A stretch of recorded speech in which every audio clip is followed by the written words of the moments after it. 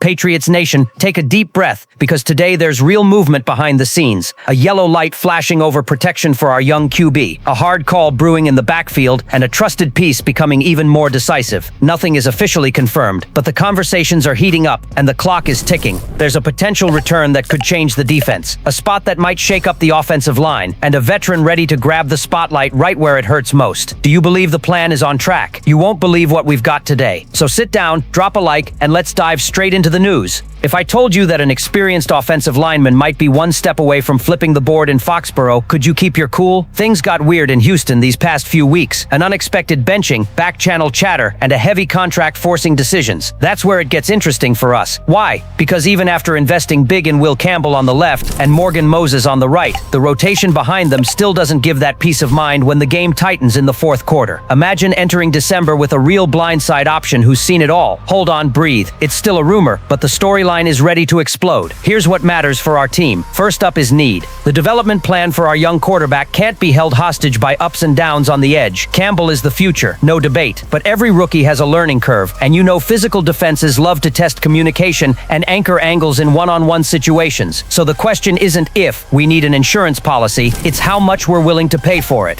That points to a seasoned pro, a left tackle with mileage, comfortable with long pass sets, who doesn't panic when a blitz flips the trigger at the last second, and who still helps unlock the run game with a solid base and heavy hands at first contact. The second element is the market. When a starter gets pulled and the read is that the front office might listen, the price tends to dip. If the ask becomes a conditional day 3 pick with some salary massaging, that's at least a conversation. And the tactical fit, the staff can operate two ways. One, keep Campbell at left tackle and use the veteran as a jumbo/6OL piece in heavy packages to stabilize third downs and the red zone. Two, flex the snaps. Short weeks, heavy field, dominant pass rush on the other side. You can open the afternoon with the veteran on the blind side and manage the rookie with planned reps without stalling the kid's development. That expands the 12 personnel menu. Play action with sturdier protection and even deep shots without constantly needing a tight end chip. And the risks. Two, in particular, get a microscope. Recent form and adaptation. Benches don't happen by accident, so you need to check health, technique, and communication. Total cost versus real upgrade. A big deal requires cap creativity, playtime bonuses, production triggers, and of course, paying not for a name, but for usable snaps. Even so, for a team that needs to protect its most valuable investment and keep the offense breathing, a savvy move on the OL can be the difference between surviving November and arriving alive in January. And that wasn't even the most surprising part of the day, because there's a defensive decision coming that could rattle the entire season. Patriots fans woke up feeling both hopeful and tense. Just days from the matchup with the Panthers, the injury outlook is starting to shape the week. Mike Vrabel confirmed that rookie left guard Jared Wilson, the starter since week 1, is out. Lingering knee and ankle issues have sapped the vitality of an offensive line already under pressure. He even appeared at practice, but the decision was straightforward. Sit him and protect the investment. That puts the weight squarely on Ben Brown, the reserve who knows the role but hasn't yet had to carry so many high-leverage snaps. If Wilson's status worries you, the chance to see Christian Gonzalez back on the field makes the nation dream. The return of our young All-Pro has the scent of a defensive pivot. 3 games of struggle left the secondary exposed, efficiency metrics dragged down, and a constant sense of vulnerability. Gonzalez, even if still listed as questionable, is the spark that can put this defense back on track. He practiced, felt the tempo, and for the first time in months, there's real optimism. We'll see him against Carolina. If he plays, the tone changes. The pass rush gets a confidence boost, the zone looks breathe, and the opposing offense thinks twice before testing deep.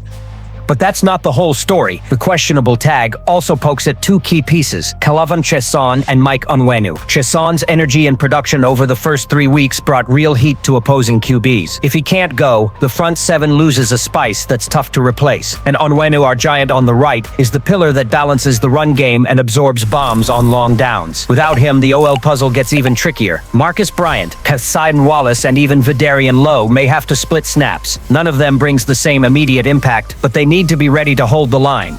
Amid all of that, there's a gut punch off the field. Defensive coordinator Terrell Williams' personal fight. Diagnosed with prostate cancer, he steps away to focus on the most important battle. Inside linebackers coach Zach Core takes over play calling, and the entire locker room carries that weight as extra motivation. These are stories that move you, unite you, and make every snap matter differently.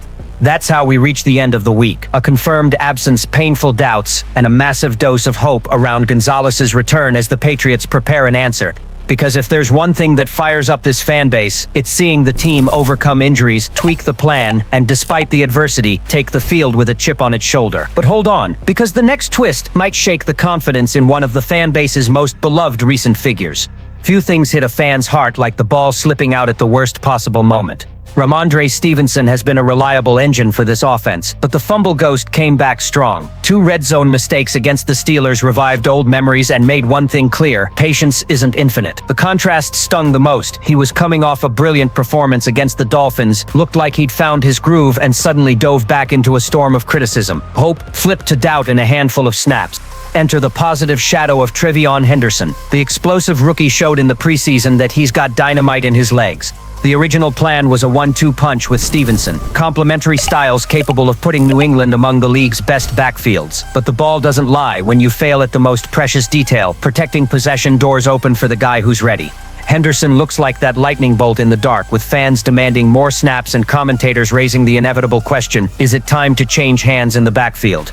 Mike Vrabel knows decisions like this mark a locker room and a season. Stevenson has lived this drama before when Belichick sent him to the doghouse. He came back, earned his role, and became a trusted target for the quarterback. But football doesn't forgive repeat offenses. 2 turnovers in one afternoon, and days later Stevenson is practicing as the third back in the rotation. That's no accident, it's a loud message. Trust is earned, and it evaporates fast.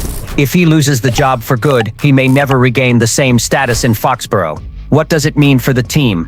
First, a chance at an immediate shift in offensive style. Henderson has the speed to stretch runs and open space deep, a nice complement to May's passing development. Second, the opposing defense has to prepare for a different, less predictable, more electric threat.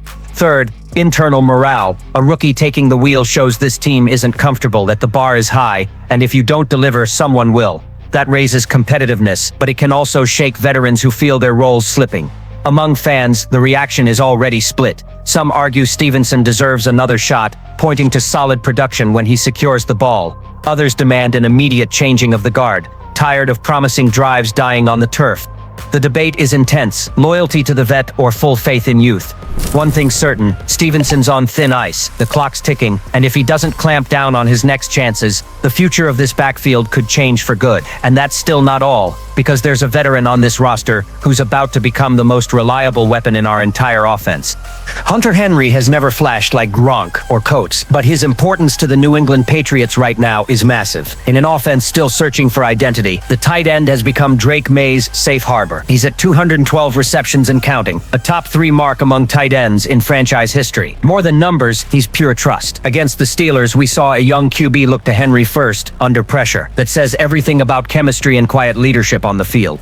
And it's not just about secure hands. Henry brings blocking strength, short area burst on routes, and the instincts to attack the red zone. When the field shrinks, he's the valve that turns drives into points. With Stephon Diggs still ramping up post-surgery and Demario Douglas searching for consistency, the offense needs someone to be the lighthouse. Henry is taking that role without fanfare, but with the kind of consistency that separates good from indispensable. It's almost ironic that his 2021 signing was one of Belichick's last great free agency home runs. Josh McDaniels' arrival as offensive coordinator only amplifies that impact. McDaniels has always known how to unlock tight ends, and with Henry he's found a piece molded for his designs. The result? A more comfortable May, a more dynamic offense, and defenses forced to spend extra resources on a target they simply can't ignore. That growing dependence could be the secret weapon against Carolina. Exploit mismatches, punish slow linebackers in coverage, and make Henry the primary escape hatch on third downs.